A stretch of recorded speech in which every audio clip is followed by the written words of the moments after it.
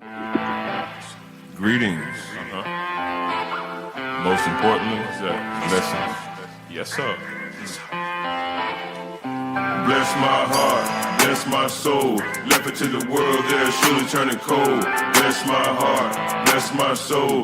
Give me the strength to continue on this road. Bless my heart and bless my soul. Left it to the world, they're surely turning cold. Bless my heart and bless my soul. Give me the strength to continue on this road. Yo, man, it's 7 o'clock on a good old Sunday, on a God bless Sunday, on a beautiful Sunday. We ain't worrying about the rain because God make that happen too. You know what I mean? And if it's that time of the day, it's that time of the week, it's 82 and 0 live. Right here, live in effect, man. Glad y'all joining me today. I'm glad to be here. It's a blessing to be here.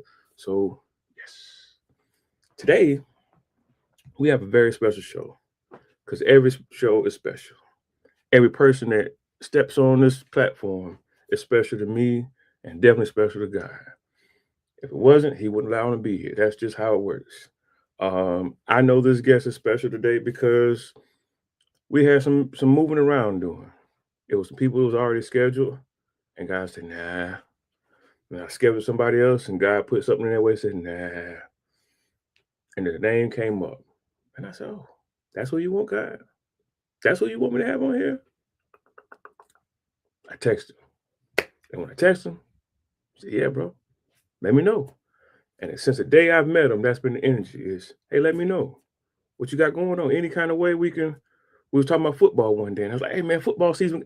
Let me know whenever you're ready, bro. Let me know." That's always been his energy, man. Great guy. Energy is great. Creativity is very dope, man. You can just see that he's a real family oriented person. He's a real guy oriented person. I don't got to keep talking much longer. My guy Nemo. What's good, my man? Cooler, man. Cooler, man. Now I called you Nemo because that's what I've always known you by. Yeah, of course. Your real name is Nehemiah, but today I'm calling you Nemo because that's what I know you It's by. all good. Ain't nothing wrong with that. My own parents call me that. They don't even call me by my real name. Hey, how you say if mama call him Clay, I'm gonna call him Clay. That's how it goes. You feel me? I with it. Yes, sir, man. Well, how you feeling today, brother? Man, I'm feeling great. Feeling blessed, man, like always. The weather sucks today, but other than that, I mean, I can't complain. Yeah. Hey, it's cooling off, man. It's been pretty hot lately, man. I could take a little rain, a few clouds. That's how the grass grow anyways. Trees they got to get a little rain. So I guess it's a good thing. I Yeah, I guess can't complain. I can dig it. I can dig it, man. Yeah, man. It's a. I'm glad you're here, bro. I think this is gonna be a real interesting conversation. I know we've talked a few times, and I've got bits and pieces of your life story, and to me, it's been intriguing. Your creativity is intriguing. I watch you do a lot of different content, even from the how you cut your hair up and all the different kind of stuff you do. So I see Yeah. you have introspect. You understand the creative side. You understand how to put something together. So definitely want to get in that, but before we do, I want to get into what we call off the script. All right. Off the Let's do script, it. a few basic questions we ask to kind of, icebreaker type stuff to get people to kind of get an idea of where you're coming from. Um, this episode of Off the Script, though, is brought to you by the great people at Vibes Coffee. Come for the coffee, stay for the vibes. 622 Canal Side Street, downtown Columbia, South Carolina. I'm telling you, the coffee is good, the pastry is good, but the vibe is even better. They have Sunday services, they have worship nights. Check them out at vibes.coffee. You can even order ahead of time. But back to you, Nemo. Um, three quick questions. Let's Uh, do it. First question I want to ask is, what's your favorite scripture from the Bible? Man, I feel like it changes in the different seasons. So right now, I'm heavy on James 1 verse 2. Consider pure joy when you face, consider pure joy, brothers and sisters, when you face trials of many kinds. Um, I just think that right there is like it's just what's keeping me right now. It's just like consider it all pure joy. If I go to Nehemiah 8:10 is another one. Is the joy of the Lord is my strength. Man, and those are like those are the two scriptures I can say right now that are holding me together, man. That's real, Yeah. man. that considered pure joy out of James, man. Me and Manning was talking a couple weeks ago, and that was one that he just kept saying. He was telling me about some different things he was going through. He's like, man, bro, I just consider it pure joy. He's like, man, and I've heard the scripture before, but seeing him use it and apply it in that moment, like it just gave it a whole lot more impact to me. So Yeah. that's I like that it's coming back around the conversation. That's a good thing. Next question I have for you is in a time where you're going through something where you might have a lot on your mind or just trying to get over something, like what's that go-to song that you put on for that moment? My God. Um, okay, I gotta go to my app real quick because it's actually something that probably people don't even know. And it's funny because I found this dude because his wife is I know his wife is a content creator, big content creator. But right now it's he did this thing called Behold Him Nights Volume 2 with Malik Brookins and Behold Music. That thing is 43 minutes long and it's literally instrumental. Mm, It's worship. It's literally worship instrumental, and literally this thing right here, bro, is what's been keeping me. I'll send it to you. yes. And I sometimes the reason why I go to that is because I feel like sometimes I get distracted by the song. Like I'll get distracted by what's being said instead of like just soaking in his presence. So this thing is 43 minutes long and I'm just sitting in his presence. So anytime I'm going through something, my every morning has literally started with this. Right. Every morning has started with this. Anytime I'm coming and sitting in this desk right here to edit, like this is that's what I put on. Nice. I love. Yeah, I'm gonna check that out, man. Because I honestly, I've been in a space where I've been needing to sit more. Like I like to get Hmm. in the truck and put on the Bible and just listen to the Bible app. But sometimes, like really, just having an instrumental to my thoughts and having a conversation, is a space where I feel like I need to be at, man. So I like that. Definitely send that to me. Uh, the next one though, I think it's gonna be. I think I like this question for you. All Uh, right, send it. you being a video guy, an editor, you have a Yeah. visual eye for things. If there was one book out of the Bible that you could direct as a movie, All what right. book of the Bible would that be? All right. And it's not because it's my name. I promise you. And it's not because it's my name. I'll never forget a couple months ago, Pastor Jamal, during during the moment we had, he broke down Nehemiah and he had ChatGPT do this rendering of what the walls would look like fully built and what the walls would look like half built. And I don't think people really understand what actually they had to go through and actually what they used to build the walls. I would just love to get that perspective into a film. Yeah, man. I think that whole story is incredible. And I'll do a number two. Number two would be David. Mm, But it'll be like a sequel type movie. So like we gotta leave him after. Like I gotta stop you after he slices Goliath's head. Before he goes into kingship. Like I gotta stop the movie right there. mm. I like that. I like that. That's fire. That's fire. Yeah, Let me know if you need an extra when you go to do I it. got you, bro. Yeah. But Nemo, let's get into you, man. For the people of the podcast who might not be familiar with you, where you're from, like how you kind of got your feet rooted in what you're doing now. Just kind of give us that beginning life story of just you. Yeah, so I'm originally from Pennsylvania. Was born in a city outside of Philadelphia, about an hour and a half, called York, Pennsylvania. Fun fact, it was the first capital of Pennsylvania, which is cool. But I was born there at 17 years old. My parents been in ministry my whole life. My dad was a bivocational, basically his entire my entire life. And so God called him when I was 17.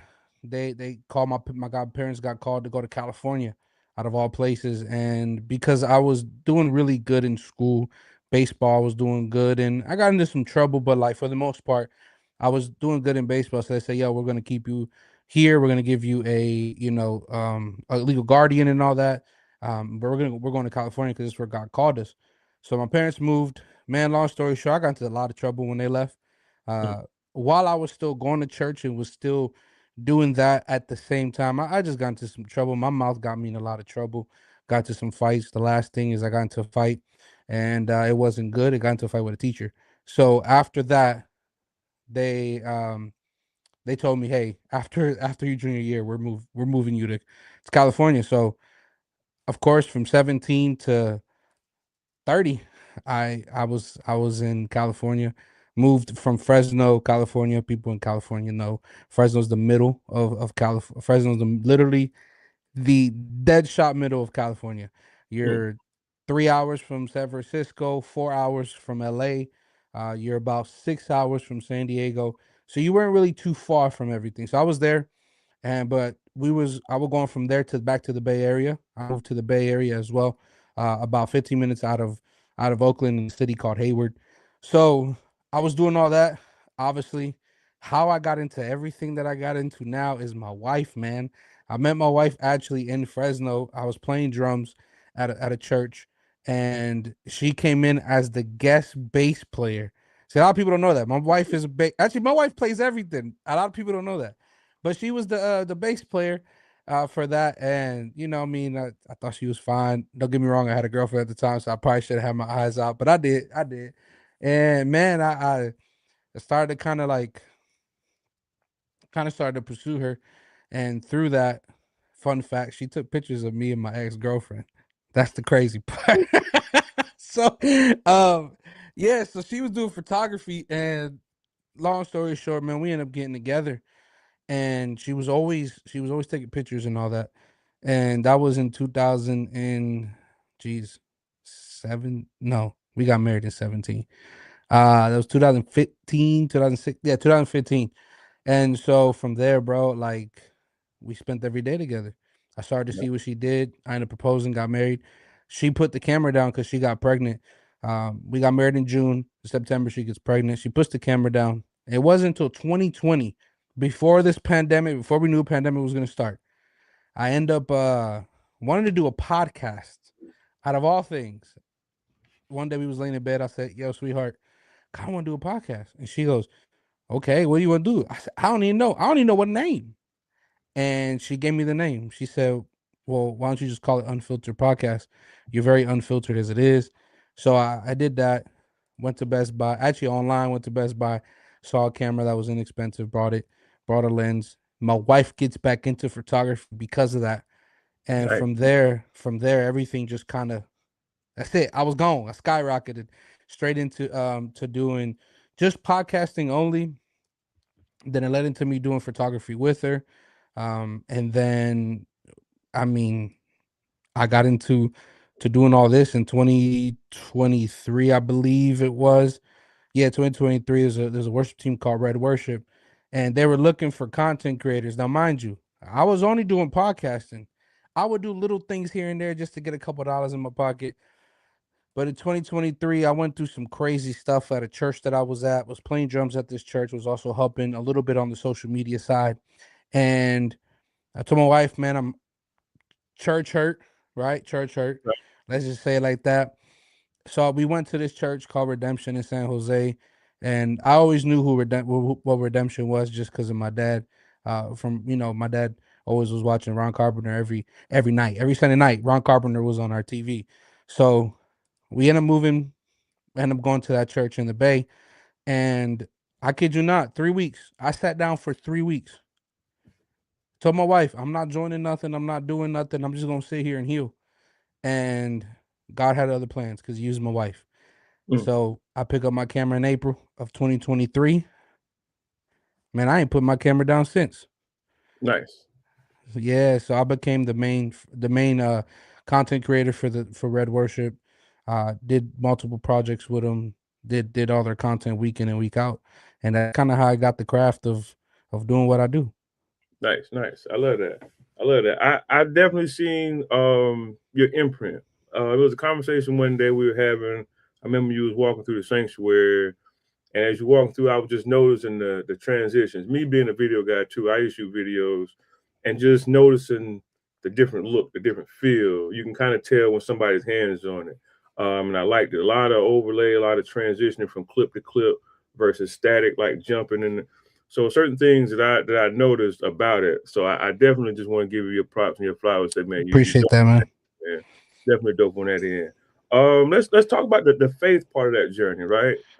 One thing that stuck out to me, right, is for me knowing that you came here from California. When I met you, you were coming from California. Yeah. But the story you told was that your dad left from the East Coast and went to Cali, and had faith in that move that it was important enough to say, "Hey, God is calling me to do this enough so that I'm gonna. If you have good things going on here, I'm gonna leave you here and be faithful that you'll be okay. But I have to take on this journey, right? And then getting to the point where you're saying, hey, at some point in time, you left from Cali to come here in faith. Like that's big. Talk about like from your perspective, seeing your parents go across country and what that kind of put in your mindset, and then what was in your mindset coming from Cali to South Carolina. I'll say like this: your parents hold your they hold your faith until you're willing to pick it up. Mm, So one day I picked up when they left, man, I had no choice but to run to the church. At this point, I'm 17. From the ages, and I got to backtrack real quick. So from the age about 14 to about, I would say a little bit above, a little bit past my 15. So about a year and a half from I was stupid. I was a stupid kid. I was hiding things behind my parents' back. I was doing a lot of stuff. I would play church, but wasn't a part of the church. I would go to respect my parents because I lived in their house, but it was nothing. The church definitely, God wasn't in me, but I knew I was being protected by God. mm, Sold a little bit of drugs, did a little bit of weed, sold a little bit of pills at a white school at this point. So we moved from the hood straight to the country. I'm like, yo, I can make a couple dollars out here, this, that, and the third. Wanted to live the fast life, right? Because I wanted to look cool. Um, and when so I radically got saved, like actually really got saved when a really close friend of mine he passed away. And when he passed away, man, that my life changed forever. So from that point, I was no longer going to church. I wanted to become the church. I wanted to become part of the bride. If and so when my parents left, all I was doing was running to the church. So you would see me what 3 days, 4 days out of the week. Yo, I'm at church. mm, After school, I'm at church. On the weekends, I'm at church. I'm spending the night with my youth pastors and everything, just because like God became real to me because I didn't have my parents no more, and the legal guardian that I had, God bless her, she's no longer with us, but it wasn't the greatest thing. I mean, there was points where my fridge was empty. Well, I had mm, no food. There was points where, I need toilet paper. You know what I'm saying? Like, and she wasn't buying it for me. She was getting food stamps from me and everything because obviously, she was low income, but she was doing fine because we were living, all the bills were paid. So it was just tough, man. And seeing my parents leave. But one thing that I always saw from my parents was the faith part of it. My dad left a full time job, was getting paid every other week, had means was coming in to go and be a part of something that's completely nonprofit, that's completely donation based, and they probably not gonna get paid. mm. And living in California, I don't care where in California you live, it ain't cheap. Yes, So I've heard. coming from York, Pennsylvania, where we live, to there is a big difference. Minimum wage was like $5 at over like yeah, like $5 in York compared to Fresno. It was like 9.50. Mm, It's a big difference. So I saw that faith. I saw how my parents lived off of faith. So it was easy for me to then, when I became a person who lived off of faith, it became easy for me. So seeing that, when it came time to where God called us to Columbia, South Carolina, it was faith. I was reminded immediately of my mom and dad drove across country because God told them to. Um, my parents lived with no money for 2 years because God told them that they had to go do this thing. mm, You get what I'm saying? My dad couldn't get a regular job because the type of it was a Christian women's rehab that they were running. So that's a full-time thing. That's an everyday, all day thing. They don't get no sleep. They don't get no rest. This was something that I saw. So for me, man, seeing my parents like live that out when the Lord told me in August of last year, in order for me to give you what's next, you gotta let go of what's in your hand. And I'm like, but this is nice. What's in my hand is kind of nice. right. Like, Lord, I kind of like it. And he's like, yeah, but I have more for you. So I let it go. Then a couple months later, obviously, I get an offer to move to Colombia, and so my wife first, no, my wife's story is completely different than mine. She's, what I'm saying. Parents both own their own business. Her mom owns she runs a daycare, and she works at a big hospital in Fresno, in California. And then her dad, he does welding, but he's a landscaper. Has some really big got some really big properties he does landscaping for, and then also he was a manager at a oil changers, um, or whatever over there. So like she comes from like, nah, we just hustle, like, what I'm saying. Right. Me, on the other hand, I've seen my parents like live off of faith. I've seen my parents live. I've seen my parents, take $100 and make it last for somehow 2 weeks. You know what I mean? Like, I've seen my parents live on that faith side, and I'm not saying my wife didn't, but like it was a different type of faith, right? So when we was about to move over here, she was like, "No, flat out no." I was getting offered decent money to move over here. I had some clients at the time that were, like, I was gonna be all right. Like, realistically, I was gonna be all right. We was gonna be good. Matter of fact, we done went from living in a 1 bedroom garage turned into a ADU, turned into a 1 bedroom. We was gonna move from there. We was gonna move into a 2 bedroom, 2 bath apartment, paying less than what we was paying over there. You know what I'm saying? Right. And she said no. My wife said no. Okay, cool, no problem. Didn't bother her nothing. She had her wrestle with God. One day my wife says, "Hey babe, I think we're supposed to move." So immediately I'm like, my faith was like I was ready to go. God told me, but I was waiting for God to reveal it to my wife. And so we moved out here, man, and it was it was easy in the sense of I see my parents do it with no money. I seen my parents do this when they was broke. I see my parents give up, a house. I've seen my parents give up cars. I've seen my parents give up, and my dad give up a really good full time job. I've seen that. So it was easy for me to make the transition from there to here. So yeah, man, that faith, it was just easy for me. It's weird. It was like second nature. I like that. I like that. I feel like that's a space that I'm moving in more willingly and knowingly. At a young age, I had the faith in a way where I just always thought that God just made sure I was okay. I wasn't in the Bible as much. I wasn't walking with it as much, but just after a while, I just kind of realized, like, hey, man, I must be kind of chosen or something because I went through all of this and I'm Yeah, here yeah. without us. Oh, okay. In the moment, I might have been kind of nervous, but afterwards, hmm, all right, I'll take that. So that I like that. Tell me though, bro, like getting here, like I know, like Pennsylvania, York is one style of living. Getting to California is a different style of living, but South Carolina, I know is different. Yeah, hey, easy on that one. but tell me, like just like transitioning, bringing your family here. What's that like? First 2 to 3 months of just like transitioning and getting established. What's that like? It was what was needed for the season that we were here for. I'll tell you that much. Okay, York, Pennsylvania. Everyone knows me. Everyone in that city knows me because of my older brother. And I won't go into those details, but you can kind of catch the drift of why everybody know my brother, right? So Gotcha. everyone knows my brother. So everybody knows me. Oh, this is such and such little bro. We don't touch him. Everybody know me. And then plus my family's all around, right? I got my one of my other brother, two brothers that live there, my two of my uncles, my best friend. Like, I have family. Moving to California, I don't know nobody. All I got is mom and dad and my little brother, and that's it. Hmm. Right.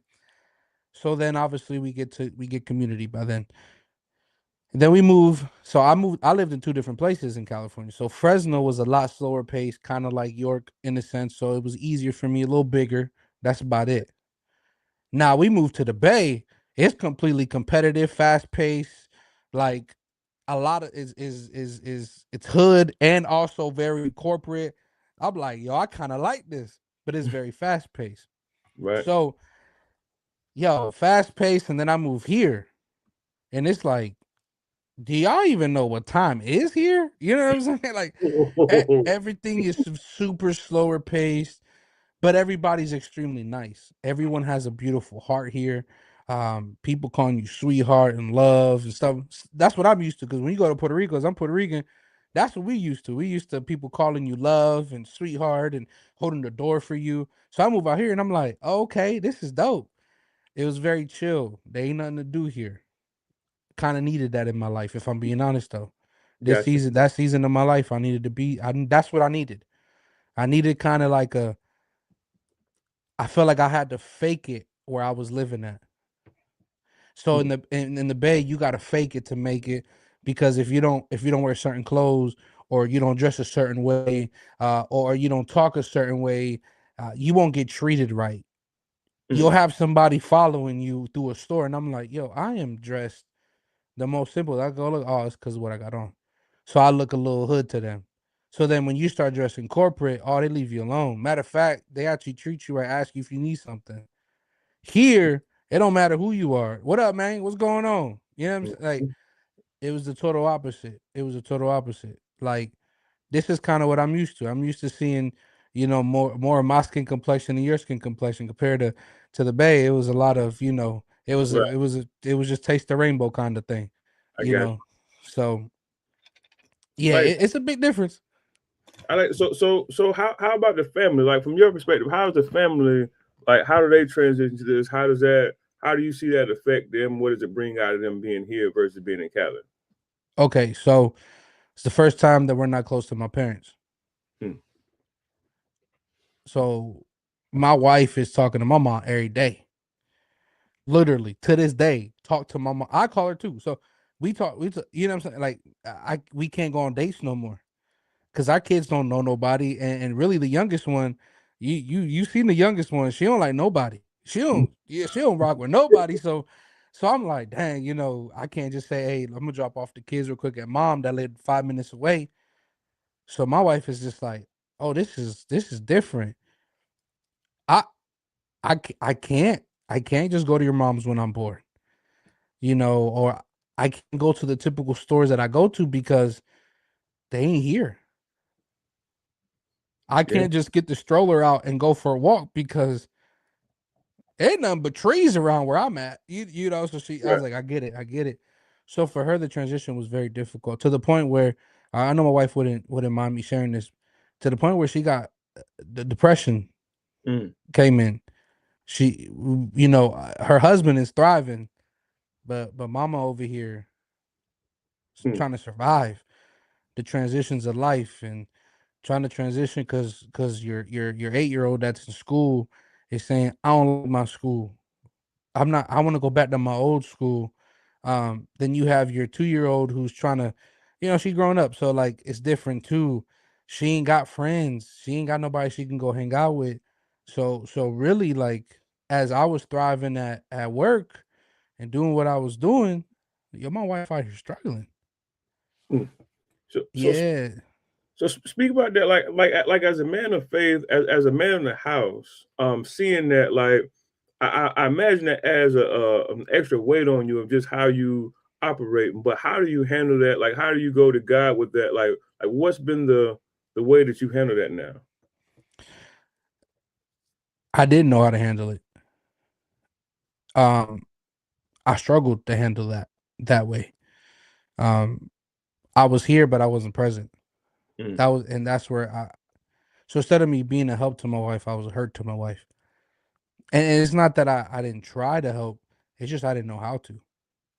that's real. So that it was hard to the point where, a lot of transitions happened in the last 3 weeks because of that.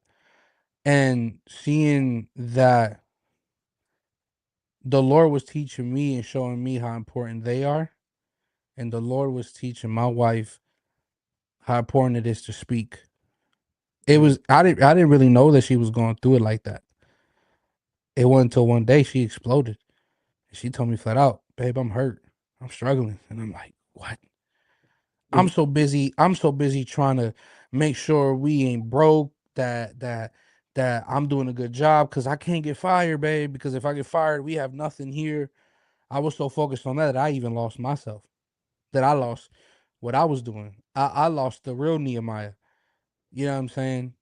And man, it's taken just my wife and I now to just be with one another and get to learn each other again. You know, being married 9 years, this is the third version of my wife now that I'm learning. And this is Nice. about the fifth version of me that she's learning too. You know what I'm saying? But we've learned to worship together. We've learned to pray together more. We've learned to cry together. We've learned to hold each other up even when we don't feel like it's okay. Even when it's like, I don't even know if I can hold you right now because I need to be held myself. So Mm, what we do is we lean on God. We lean on that Holy Spirit. We lean on his peace and his joy and his grace. You know what I'm saying? that's real, man. I'm be honest with you, man. You said something made me think about like in all my life, I've dated my fair share of women. I've only had one that I can honestly say that we prayed together. Um, and that for me was impactful. It did something for my spirit to just know that not only could we pray together, but when I left the house, she would pray for me. When like days where I didn't even know it, she'd be praying certain things. And so like to me that's a beautiful thing, especially like how the Bible says, you know, a man that finds a wife finds a good thing. I imagine that is part of the aspect that the Bible is speaking of when you find like a spiritual wife. So I know that y'all had that space, but through time, how clutch has she been as being a spiritual woman too? Like how has that motivated and helped you stay on the course that you've been on? What I've noticed that every big decision that I've ever made has come out of her mouth Mm, because I never asked God to give it to me. Not one prayer has always been, Lord, reveal it to me. I said, Lord, I'm not going to talk to my wife about this specific thing. Reveal it to her. mm, Every step that we have taken, every big step that we've taken, every massive step that's been like, ooh, are you sure? This transition from California to here, I know we were supposed to go. We were supposed to come. God told me. This time he told me. I like it was vivid to the point where I had people come and tell me, prophesy to me. People come and literally that I don't know come and tell me. I do it in the gym randomly. I'm lifting weights and he's like, "You're leaving.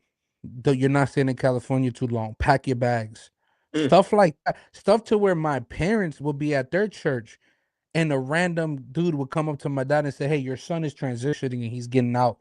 And my dad's like, "Yo, what? You know, how do you know? Like, you don't even, you don't know nothing about this. You don't know about the offer that he got. You don't know nothing about the transition that he's praying about making." So I knew. My wife is the one that said, "Hey, babe, God told me we gotta go." Every pivotal moment of my life has been, "Hey, friendships, relationships. Hey, you gotta let go of that friend." Why, babe? Man, it's my dog. No, he not. mm. No, he not. He gonna take something from you. And this one's gonna hurt you. And I'm like, no, it ain't. He ain't gonna do that to me. A month later, you have a friend who takes your whole game plan, your whole literally, hold on, let me get it. Takes everything that's in this right here, Ooh, word for word, and does what they do, and they're very successful at it. People taking dreams of mine. Like, and she's like, I told you. So having a woman who hears, I was just dumb enough sometimes to not listen. But lately I'm like, what you saying? What'd you say? Ah, bet we not. Yeah, the offers and the answers are no. Even to the point where all right, I'll be very transparent. I just got a job offer. I got a decent job offer, and the Lord literally told me. I didn't say nothing. I didn't even pray for it. I promise you, I didn't pray. I just told my wife, hey, this is what's going on. This is the job offer. The next day, my wife goes, you can contract, but yeah, that's not for you. Matter of fact, I don't even. Yeah, that's not for you. Great mm, person, great people. They love you, and we love them. We've known them for a while, but ah, and I'm like, I ain't got a job right now. That money be nice. I know, but God gonna provide. So you know what I did? Hey man, thank you so much for the opportunity, but we're gonna have to At this moment, we're gonna have to kind of decline Mm, because wife, the wife spoke, and I know she's not speaking out of feelings because she's very slow to speak. I like that. So yeah, man. Man, that's faith, man. I love that, man. Yeah, I love that, man. Man who finds a wife finds a great thing. It seems like you have found a great thing, bro. So Yeah, man. all blessings and prayers for that. I want to pivot into that. I'm still with her in it. I saw the short film that you were working on. Send me the link. I haven't watched the full, but I saw what you were working on. Dope concept to me. I like the way you was put together. Tell me about that, and what kind of inspired that. I mean, I think I know, but what inspired Yeah, that? man. Okay, so a couple years ago, a few years ago, long story. I'm gonna make this long story very short. A few years ago, randomly laying in the bed with the wife, and I told her. She said, "I can see that you have a very same thing. Your eye is very different. You see things very differently. Like she's like, sometimes I don't understand how you see things because it don't make sense to me. I'm like, it don't even make sense to me. But this is what the Holy Spirit kind of just dropped on me. So it wasn't, but it wasn't in. And I've had a couple people tell me, "Hey, man, you should probably think about doing films." I actually have a mentor of mine who actually does films. He sold a movie. He just recently awards. And when I was about to move here, I had a meeting. I went to his office and we were talking. And the last thing he said before I left, he goes, "Hey, man, don't forget me because we're gonna shoot a film together." We're talking. Obviously, everything changes from my best friend to where the title, what the title is "Where Love Lives," Right. and it's this concept of it's not as big as people try to make it seem. It's not the massive dates and the and buying the gifts and taking you on trips. It's the small things. It's the you waking up next to me. It's the you making the bed, us making the bed together. It's me smelling your coffee, knowing it's gonna smell real it smell good, but it don't taste good. Like it's the small things of cleaning up the house together. That's what keeps. That's where the love lives. Mm, So my wife and I go and we spend about maybe almost 2 hours and we write down this whole thing for a 4 minute video, 4 minute short film, or 3 minutes and like 30 seconds. And we sat here. Bible says to write it down, make it plain, right? mm-hmm, So I'll even show you. We wrote it down, everything down, everything down. And it was Sunday. The next day, we filmed it. We woke up and went straight to filming it. And I challenged myself to think outside of the box. Don't think your normal shots. Think something different. So that night before that Sunday night, I ended up watching a couple short films on YouTube and some stuff that I'm, some guys that I'm inspired by on YouTube. And next morning we did it, man, and took a whole day to film and took me about 4 days maybe to edit it. Um, to get everything tweaked up the way I felt like it was appropriate to release, and then I just released it Friday. mm-hmm. Yep. And it's just where love lives. It's a story of my wife and I. The ordinary moments that we have together is where it's where the love lives, man. It's not the big things. But the big things those yeah, it enhances and it does help. But it's like, yo, it's the small things like washing the dishes with you. It's the small things, yo. Yeah, it's the small things like us sitting at the table and reading the Bible together or eating dinner or just sitting there playing with our daughters. And that's literally what this whole film's about. Like I said, it's under 4 minutes and it's literally just that. It's getting straight to the point. Yeah, you say that washing dishes is a small thing. I hate washing dishes. That's a big thing for me. I'm gonna be honest with you. That's you're a better man than me. I mean, That's I the one watch thing she want me to do. washing dishes. And boy, I That's hate. it. I do it, but I hate it. I hate it. Yeah. Um, but yeah, I think that's a dope thing. Of course, you have the hoodie on now. Oh yeah, yeah. Creative culture. Yeah. Talk more about how that name. I know you're speaking about this field, but talk about more about creative culture, the brand, and what comes behind that. Okay, so creative culture in 2021. Me and my two of my best friends, which we are that's still my dogs to this day. We started a podcast called Creative Culture. Fun fact: my wife created the name again.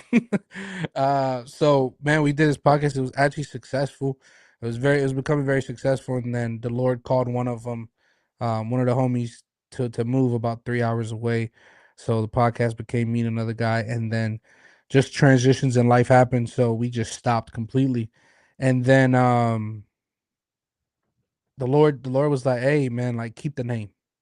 You gonna use it for something?" I'm like, "For what?" Because my wife and I do the podcast, so we changed the name from Creative Culture to For Better Podcast. And I'm like, "Okay, but why do you want me to keep Creative Culture? Like, is it gonna be a clothing line, not something like that?" And the Lord didn't tell me nothing. He just said, keep it right here." And then one day, wife said it. What happened if Creative Culture is a network? It's not just it wasn't just a clothing brand, or it's not just the name of the podcast you had. It's more than that, man. So I got to working, and that's kind of how. So Creative Culture went from a podcast to now it's a whole brand. It's kind of like where everything that I do now I wanted to lay under this brand, Creative Cultures. At the end of the day, creatives change culture. The Mm. tagline that we had was creative, creatives like you and I could change the culture we live in today. So let's change it. And that's literally what it is. So everything, like everything moves off of a creative. Everything that you and I are doing right now, there was a creative behind it.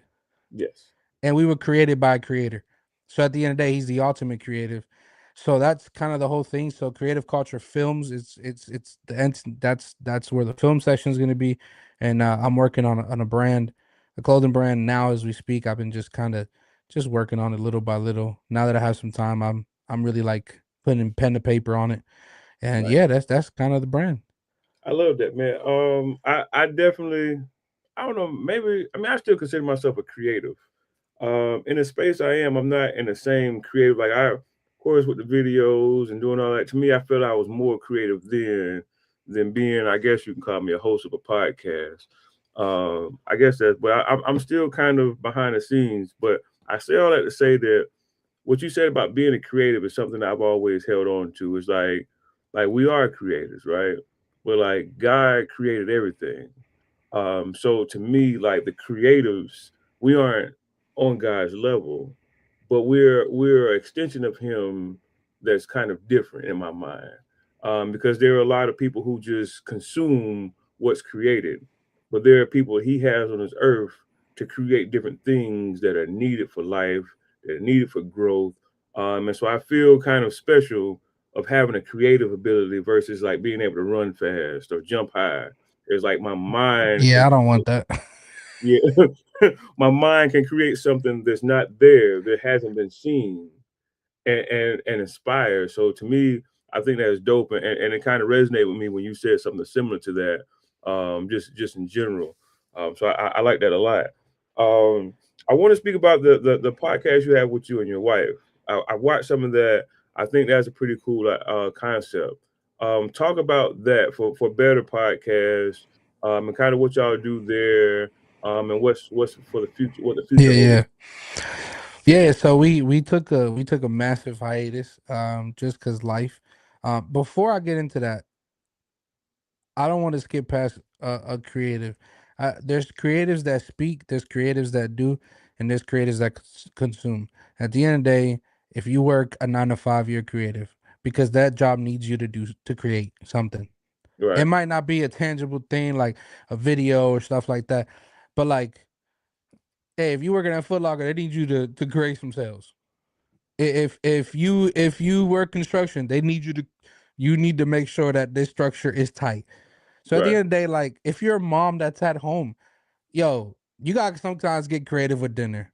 You're still a right. creative. So no matter what, you're creative. But the For Better podcast, man, that we took a massive hiatus, but it's funny because I've had two podcasts and both of them were actually successful. The first one, Unfiltered, we were actually sponsored by local brands, just like yourself, in Fresno. We actually had a brewery. I don't drink, which is so funny, but the other co-host that I ended up having on, and that's a whole story. But him, he liked to drink beer. We ended up getting our own beer named after us. We had all kinds of stuff that was successful. And then the second one, and obviously that ended. Then the second one that I started became kind of successful. I mean, we went crazy viral on TikTok, this, that, and the third. And then that obviously somehow ended.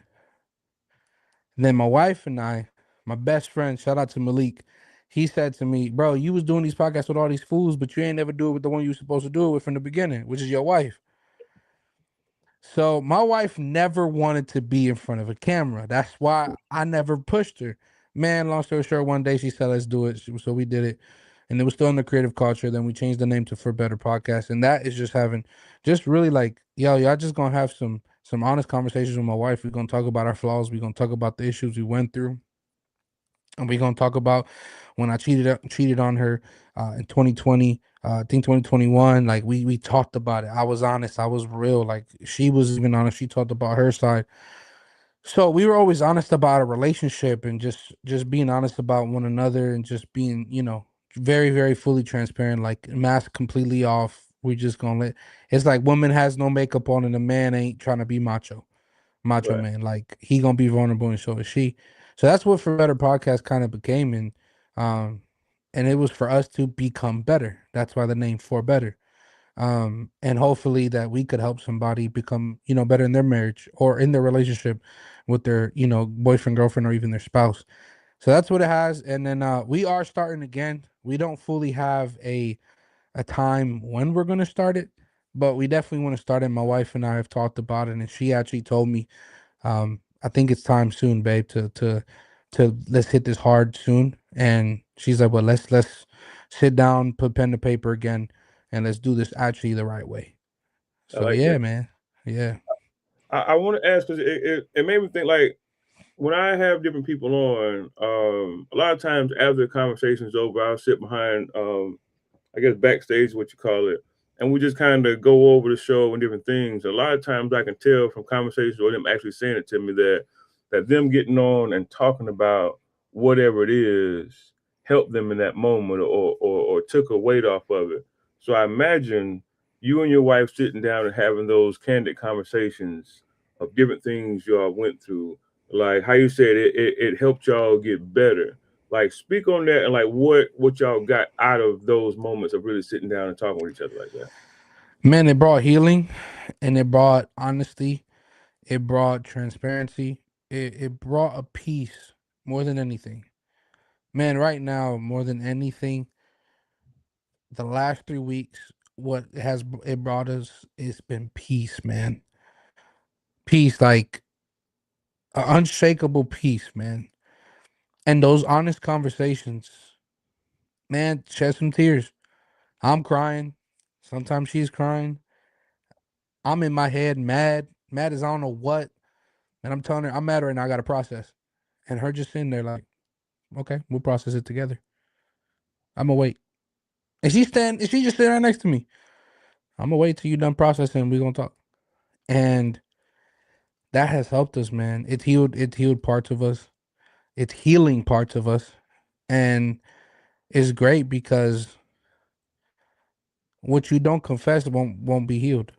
Mm, What you don't confess won't can't be fixed. The only time you fully know if something's wrong is if you expose it. If there's an electrical issue, you gotta expose where it's at. You're gonna have to cut that wall up. You're gonna have to take yep, you're gonna have to unscrew some things because I gotta find where the cut is. I gotta find where the hurt is. I gotta find where the short is so we can fix that. So it doesn't happen again. So when you plug something back in, man, it electrifies perfectly. Now instead of you running on low voltage, you're running on high voltage. And that's how it is even in a marriage, man. Like the frequency was off mm. because there was no honesty. So when you sit down and have honesty, and you tell your spouse, like, I told my wife, hey, I don't need you to judge me at this second. I need you to hear me. That's real. And she goes, okay, tell me. Earlier today, she came up, flat out to me, you okay? You look like you're thinking too much. And no, I'm not okay. And we talked. She didn't say nothing. She just listened. She gave me a kiss on the cheek, on the forehead. She rubbed my back and walked away. Because now the honesty's on there. Now I can't hide nothing from you. I gotta tell you everything. Because if I hide it, eventually it's gonna blow up, That's real, man. It's gonna ruin everything. Man, So yeah. you got some real strong nuggets there, man. Real like for a young brother like me who ain't been married, I'm kind of figuring out the relationship phase of my life right now. I want to be married, but that's something to really think about. It's like that open, that transparency, which you kind of know, but like knowing that you really do have to do it is really probably no other way around it if you really want to be happy. The reason why I did it too, and I'm gonna be honest with you, man. The real reason why. The real reason why is because I almost lost my marriage. Mm, The real reason why is because I almost lost my kids. The real reason why is because I almost lost myself.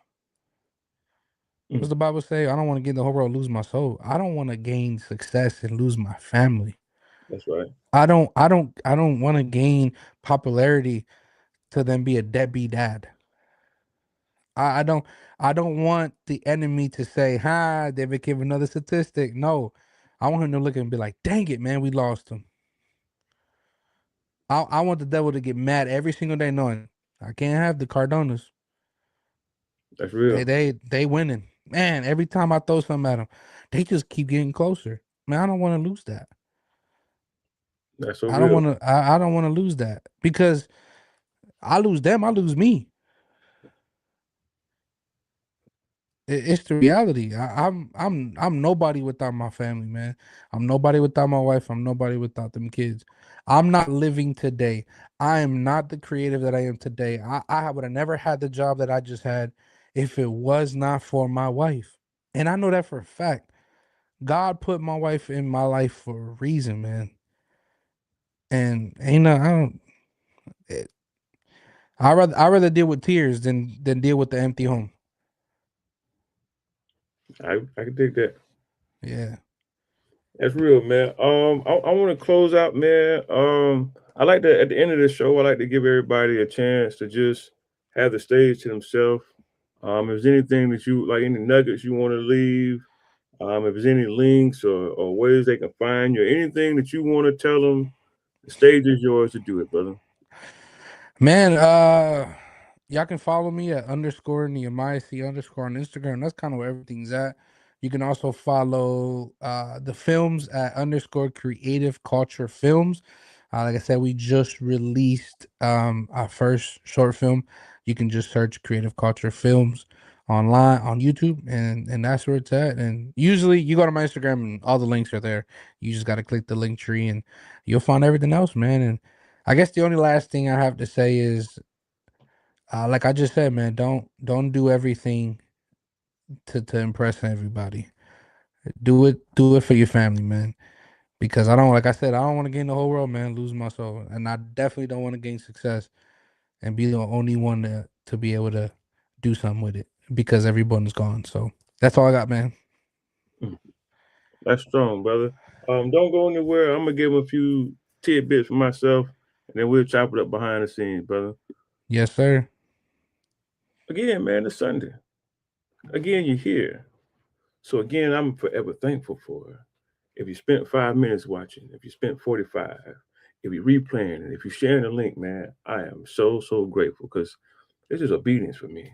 It's just me building a platform that God has told me to build to have great people like Nemo on here and tell you their stories. Tell you about how they chose faith over fear and move in that space, man. Hopefully it inspires you.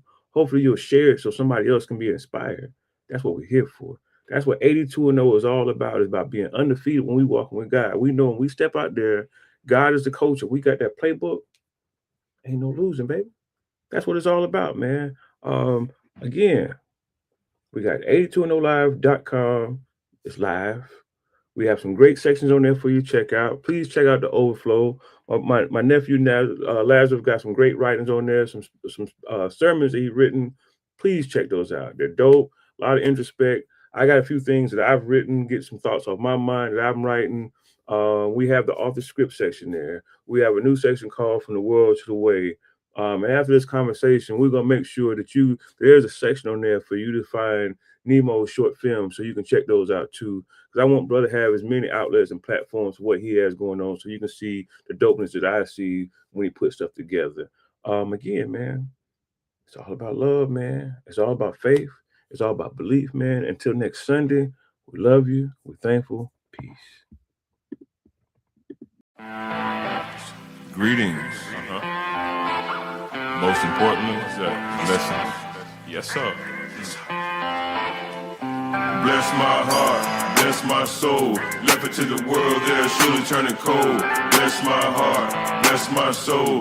Give me the strength to continue on this road. Bless my heart and bless my soul. Left it to the world, they're surely turning cold. Bless my heart and bless my soul. Give me the strength to continue on